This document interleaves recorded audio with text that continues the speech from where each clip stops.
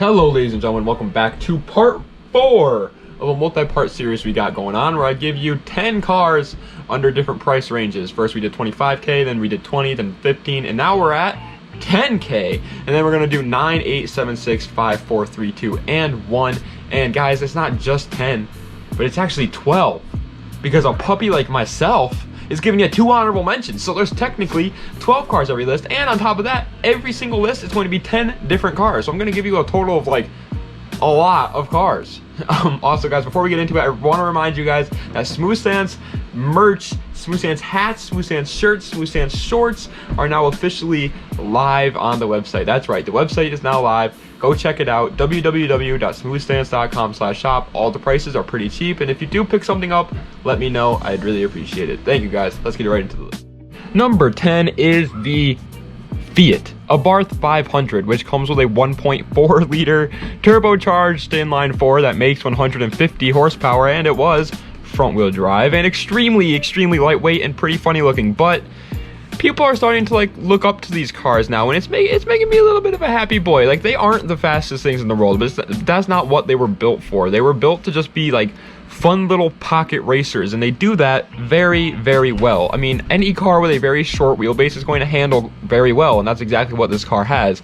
Now, they also do have one of the best sounding 4-cylinder engines out there, since it's an Italian car and the Italians are just masters at engineering. So if you are looking for a car that strictly sounds good and that's literally it, then this is a great choice for you.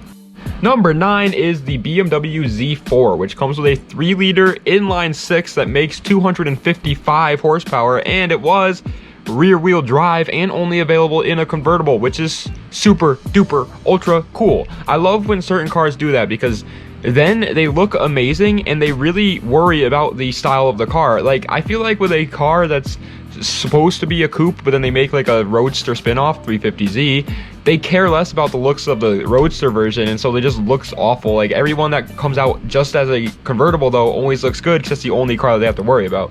Anyways, this car people tend to call a clown shoe car, but to be honest, I don't really see it. I think the looks are amazing of this car, and they perform really well since they're so lightweight. Like, if you like the Miata, then you will love the BMW Z4, and for what they are, the price is amazing. And if you wanted to go even cheaper, the Z3 is even better. Number 8 is the Dodge Charger R/T, which comes with a 5.7 liter V8 that makes 368 horsepower. That's pretty damn good, and it was rear wheel drive and a bit of a boat, but it was a well worth it boat. It was like a yacht of the boat world, because it was just amazing. All right, that's all I have to say. They look pretty good in my opinion. I love the Chargers a bit better than the Challengers, but they happen to not come in a manual transmission, and they're a bit slower than the Challengers, which makes them not only a cheaper option than the Challenger, but a less like sought after option than the Challenger, if that makes any sense. Like, I'd rather have a Challenger because it's just so much more of like an enthusiast car than a Charger, but they are cheaper, so it balances it out, you know what I mean? But if you strictly just want to get into a Hemi powered muscle car, then this generation Dodge Charger RT is probably your best bet. Number 7 is the Subaru BRZ/FRS/GT86. They're the same car, and it comes with a 2-liter inline 4 that makes 205 horsepower. Wow. And it was rear-wheel drive and a very lightweight car, which makes this car actually really amazing at canyon carving or like autocross style events where you're traveling at lower speeds but making a lot of fast corners. People who say the BRZ is slow and are literally just driving it wrong. It wasn't built to go fast in a straight line. It was built to handle corners like a monster, and that's what it does. They also look absolutely amazing when done right, and even stock, people will love the looks of the car. But in my opinion, it is a bit overpriced right now, and it's kind of hard to find one under 10k. It can be done, but in a year from now, if you want to wait that long, it'll be so easy. These cars will be chilling under 10k all day, every day. Number 6 is the Pontiac GTO, which comes with a 6-liter V8 that makes 400 horsepower. That's pretty damn good. And it was rear-wheel drive, since everything American muscle is always rear-wheel drive, which is one thing that I do have to give respect to America for doing. Like, they always make their muscle cars rear wheel drive. Like all their sports cars are rear wheel drive, and I like that because I like rear wheel drive. But anyways, these cars are a bit out of style when talking about like looks, in my personal opinion, and in a lot of people's opinions as well. But where they lack in like appeal, they make up for in performance. They had a freaking LS in it, and if you know anything about cars in general, is that the LS is an amazing engine. If you know anything about my channel, then you know that I love the LS engine. Everybody has respect for the LS because they can handle a bunch of power and already have a decent amount of power out of the gate anyway. Anyways, they are also pretty reliable, so daily driving is more than possible if that's what you need. Number 5 is the Nissan 240 SX S13, which comes with a 2.4 liter inline 4 that makes 155 horsepower, and it was rear wheel drive. And unfortunately, these cars are a bit of a hit or a miss because they have such massive drift tax nowadays. Like, they won't really ever be worth your money again. Like, if you really think about it, these cars are already not worth your money for what they are. Yes, they're good drift cars, but the reason why they were used so much back then is because they were so dirt cheap, but now they're not that cheap anymore. If you wait long enough and find an old man who doesn't really know what he has, then you might be able to steal one for a really good deal, but for the most part, they're going to be overpriced. And if you do spy one, you will have a blast in it though. They are the best starter drift cars out there, and they have pretty damn cheap parts while still being reliable enough to not have to worry about breaking axles the second you do a donut, which is the reason why everybody loves these cars when drifting. Number 4 is the Ford Mustang GT S197, which comes with a 4.6 liter V8 that makes 316 horsepower, and it was rear wheel drive, and the facelift is the one that we're talking about, by the way, because the pre-facelift is just god awful. I don't like that generation of Mustang at all. I don't know if that's an unpopular opinion in the Mustang community, but I hate it. All right, that's just my opinion.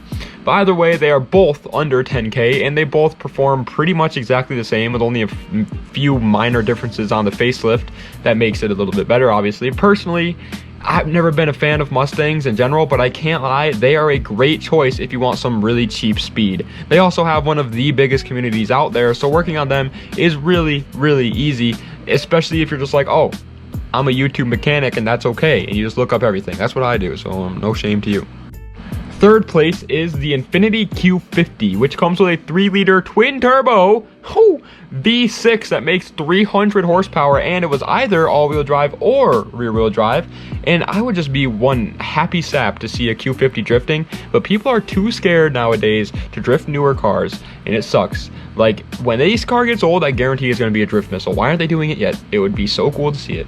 Either way, they are the next G37, so if you were thinking about like buying a G37, you might want to reconsider and just like save up a little bit extra cheddar and buy yourself a Q50, because they're pretty damn quick. But what they really shine in is just like the bouginess of them. They are really fancy looking cars that are super comfortable to drive, but can still be fast when you need them to be. And Infiniti is just amazing at doing that. Same with Lexus, shout out to Lexus. And it's just, the Q50 is a great show car on top of being a very fun driver's car. Speaking of class and comfort, number 2, second place, is the Mercedes SL 600, and they come with a 6 liter V12 that makes 389 horsepower, and it was rear wheel drive, but only available in automatic since Mercedes just absolutely sucks eggs. But besides that, it is an amazingly fast, like cool beast of a car. Now, the only one thing I do have to say about this one is it is a bit tricky, because when I was making this list and I looked them up, I did find a couple on Marketplace for under $10,000, but they all had problems, and they were like kind of like project cars.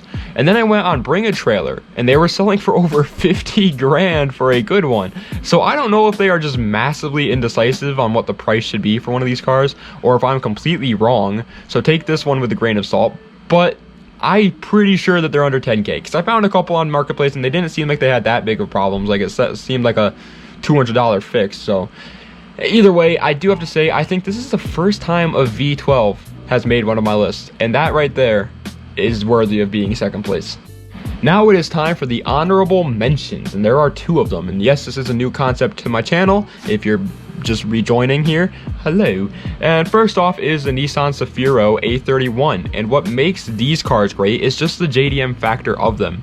which is why I couldn't put it on the list. Like, they are amazing drift cars, and they're just kind of cool since we never got them in the States. But besides that, they really aren't that special. They're just a old Nissan sedan that's rear-wheel drive and can drift.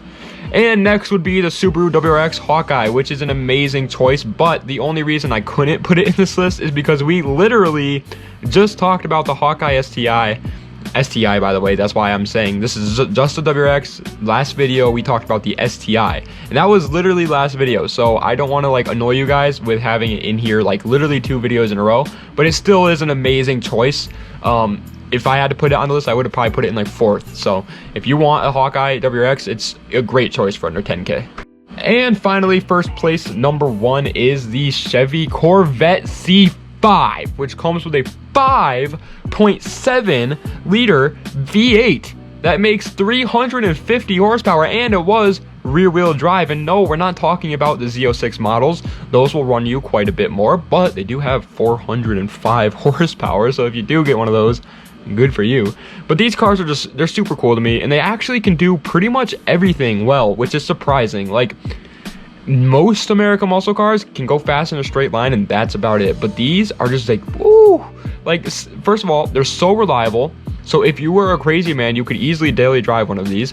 And they are cheap, rear-wheel drive, LS-powered, lightweight cars. So drifting is a great choice for them, and they handle like an absolute dream since they're a Corvette, so track days are possible. But most importantly, they are amazing at the obvious drag racing. So if you want that, this is a great choice as well, especially if you're like a street build kind of guy. It's a great choice all around. I love these cars so much, and I think they are the best choice for under 10K. I've said it before, I'll say it again. I love the Corvette C5. But that is the end of this list, guys. I hope you guys enjoyed, and if you did, you already know what to do. Like, comment, subscribe, and check out the website www.smoothstance.com/shop. The most expensive item that we have on there is 25 bucks. All right, that's not that bad. So just go check it out. If you don't want to buy anything, hey, you don't gotta. But if you want to, hey, you can if you want.